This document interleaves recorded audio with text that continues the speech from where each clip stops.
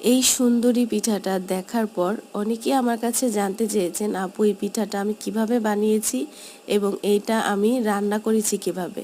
তো মূলত এটা চালের গুঁড়া দিয়ে আর মিঠাই দিয়ে আমি এই পিঠাটা বানিয়েছি।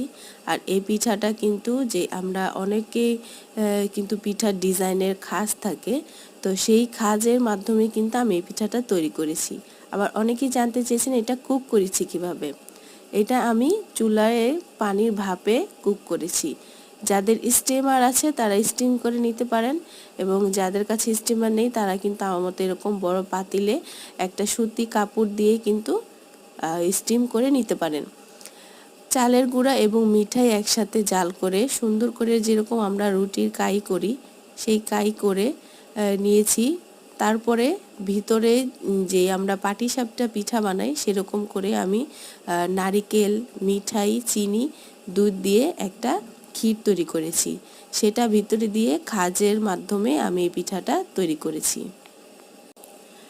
গরম গরম এই পিঠাটা খেতে কিন্তু বেশ মজার হয়, আর ভিতরে নারিকেল দেওয়ার কারণে কিন্তু পিঠার টেস্টটা অনেক দ্বিগুণ হয়ে যায়। পিঠাটা যদি ঠান্ডা হয়ে যায়, আবার যদি এরকম গরম পানি দিয়ে হালকা একটু ভেপে নেন, তাহলে কিন্তু আবার নতুন পিঠা একদম গরম গরম আগের মতোই হয়ে যাবে। ভিডিওটা ভালো লাগলে লাইক কমেন্ট করে দিন এবং চ্যানেলটা সাবস্ক্রাইব করে দিন। এরকম আরও নিত্য নতুন ভিডিও পেতে আমাদের পাশেই থাকুন। ধন্যবাদ।